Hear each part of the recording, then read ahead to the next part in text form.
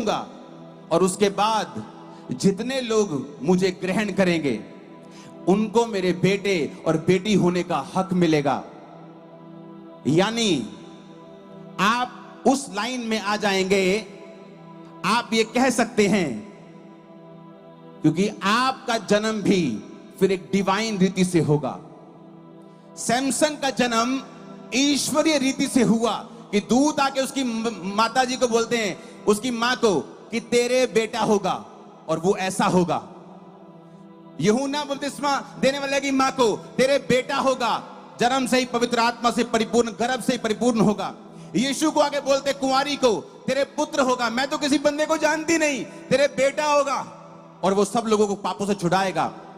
तीनों छुटकारा देने की सामर्थ्य रखते थे, तीनों रिपेंटेंस का प्रचार करते थे और इस काम के लिए चुने गए थे कि परमेश्वर की ओर मुड़ो और परमेश्वर तुम्हें छुड़ाएगा। पुराना नियम। नए नियम में यूहन्ना ने भी कहा मन फिराओ, जीसस ने भी कहा मन फिराओ, परमेश्वर का राज्य निकट आ गया है।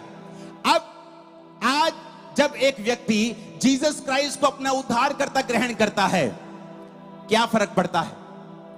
बाइबल कहती है जब तुम यीशु मसीह को अपना उद्धारकर्ता ग्रहण कर लेते हो तो रोमियो 8:17 में लिखा, यदि तुम संतान बन गए हो तो वारिस भी होंगे, परमेश्वर के वारिस और मसीह के संगी वारिस।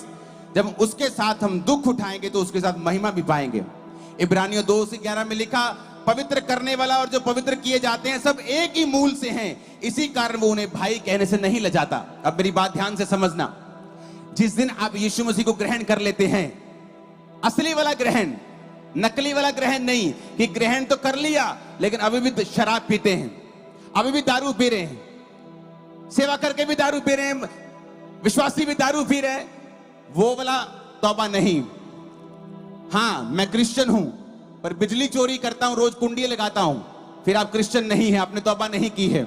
मैं व्यभिचारी हूं, आप और भी परमेश्वर को मानते हैं, आप क्रिश्चियन नहीं हैं।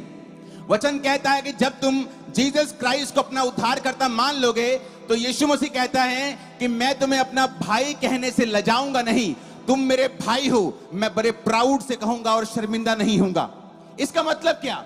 उसने कहा जो यीशु को ग्रहण कर लेंगे वो उसके साथ संगी वारिस होंगे। यानी अगर ये दो बक्से और ये स्क्रीन यीशु की है तो मैं भी इसके साथ संगी वारिस हूं, ये दो मेरे भी हैं और स्क्रीन मेरी भी है। इसका मतलब क्या? इसका मतलब जो कोई परमेश्वर को ग्रहण कर लेगा, वो किसी भी धर्म का हो, किसी भी जात का हो, ऊंचा हो, छोटा हो, किसी भी गरीब हो, अमीर हो, कोई मायने नहीं करता।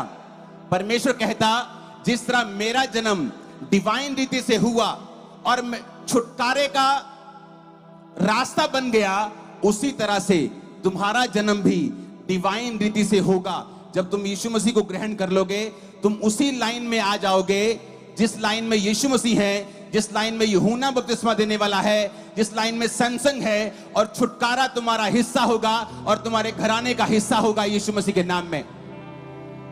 यह बात समझने की जरूरत है कि जब मैं यीशु मसीह में आ गया तो समझो मेरा भी फिर जन्म वैसे ही हुआ जैसे जीसस का हुआ, डिवाइन रीति के साथ। जो जल और आत्मा से जन्मेंगे वो क्या होंगे? परमेश्वर के पुत्र कहलाएंगे। जो जल और आत्मा से जन्मेंगे वो परमेश्वर के राज्य में प्रवेश कर जाएंगे। जल मतलब वचन के द्वारा बपतिस्मा लेना, आत्मा से जन्मना, नया जीवन पाना, पवित्र आत्मा को पाना। जब आप नया जन्म पा लेंगे आप उसी लाइन में आ जाएंगे जिस लाइन में प्रभु यीशु मसीह फिर कहता वो तुम्हें अपना भाई कहने से लजाएगा नहीं। फिर वो बंधन जो तुम्हारे ऊपर है, वो शैतान जो तुम पे कब्जा किए रहता है, तुम्हारी जिंदगी के ऊपर वो रह नहीं पाएगा, तुम्हारी लाइफ के ऊपर वो कब्जा नहीं कर पाएगा। या तो आप क्रिश्चियन हो सकते हो या डिप्रेशन के मरीज हो सकते हो। एक रियल आत्मा से भरा हुआ क्रिश्चियन कभी भी डिप्रेस नहीं हो सकता। अगर वो है तो उसे परमेश्वर के करीब जाने की जरूरत है, पूरी तरह से तौबा करने की जरूरत है, क्योंकि आप उस लाइन में आ गए कि आप खुद छुटकारा देंगे लोगों को, आप खुद यीशु मसीह ने कहा, मैं तुमको जीवन जल का सोता बना दूंगा, तुम्हारे अंदर से जीवन जल का सोता बहेगा। तुम बात करोगे लोग छूट जाएंगे, तुम बात करोगे लोग आत्माओं से, दुष्ट आत्माओं से आजाद हो जाएंगे, मैं तुम्हें जीवन जल का सोता बना दूंगा। शैतान जानता है कि आप इतने स्पेशल हैं। जिस तरह 3 लोग दुनिया में स्पेशल थे, फिर आप भी स्पेशल हैं, क्योंकि जिस तरह आत्मा किसी किसी पे उतरता था, वचन में लिखा कि अंत के दिनों में वो आत्मा सब मनुष्यों के ऊपर उंडेला जाएगा जो परमेश्वर के ऊपर यकीन करेंगे। जब आत्मा उतरता सैमसन के ऊपर, वो बड़े बड़े काम करता था। जब आत्मा तुम्हारे ऊपर उतरेगा, तुम भी बड़े बड़े काम करोगे। आप बोलोगे, सैमसन को लोग बोलते थे कि ये तो बड़ा, लोगों को लगता है कि सैमसन बड़ा बलवान पुरुष था, उसके 16-16, 18-18 इंच के डोले थे, 6 पैक ऐप थे, 6.5 फुट 7 फुट का था। ऐसा नहीं था। सैमसन एक आम पतला व्यक्ति था, लेकिन जब आत्मा उतरता था,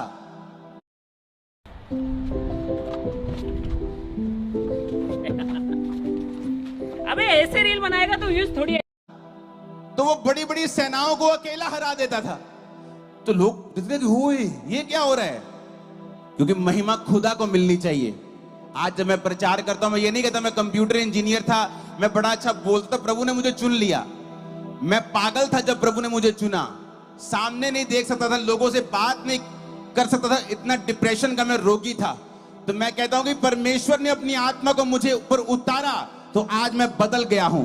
तुम भी बदल जाओगे, तुम्हारा घराना भी बदल जाएगा जब आत्मा तुम पे उतरेगा।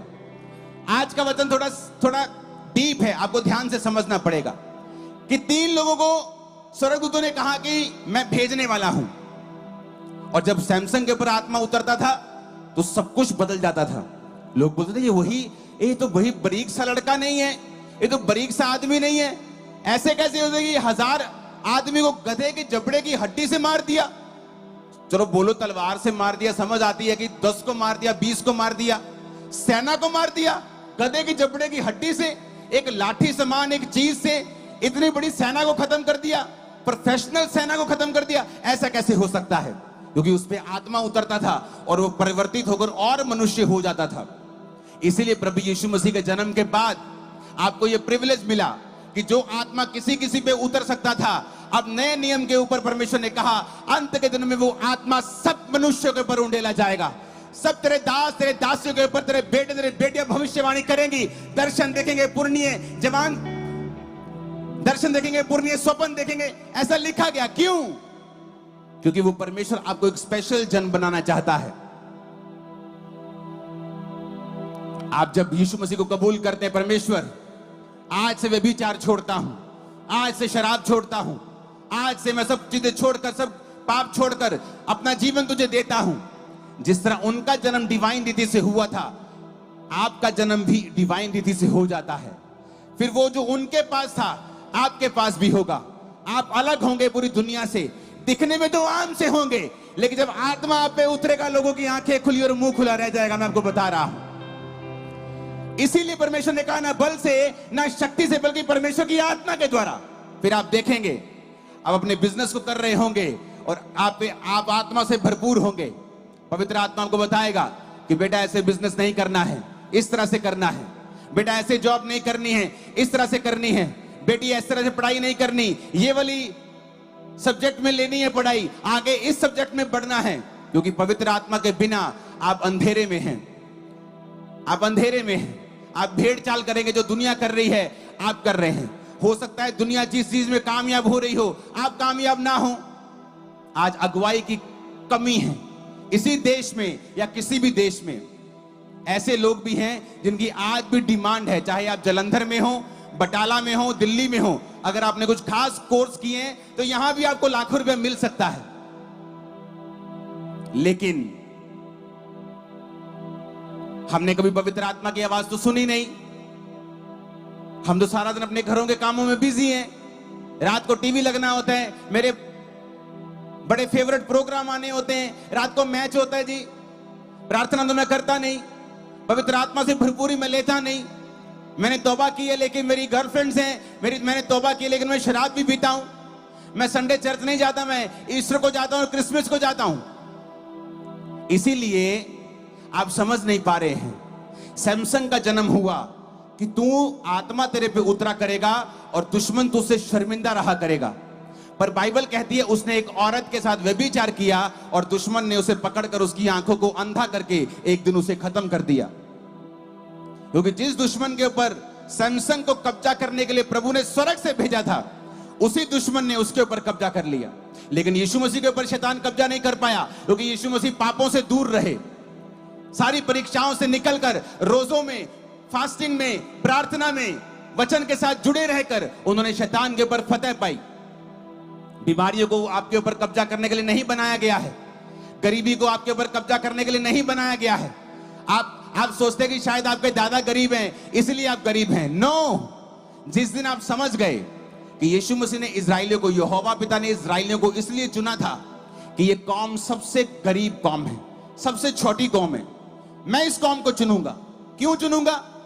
अगर मैंने बड़ी कौम चुन ली तो लोग बोलेंगे कि परमेश्वर ने देखो सानू किड्डे वधिया बंदियां नूं चुनिया सी, किन्ने अमीर सिगे, अहीं राजियां दे खानदान जो सिगे, अहीं बड़े बड़े बिजनेसमैन सिगे, रब ने सानू चुन लिया। देखो, परमेश्वर ने कहा मैं उनको चुनूंगा जो सबसे निठल्ले, सबसे गरीब हैं, सबसे धिक्कार किए हुए लोग हैं।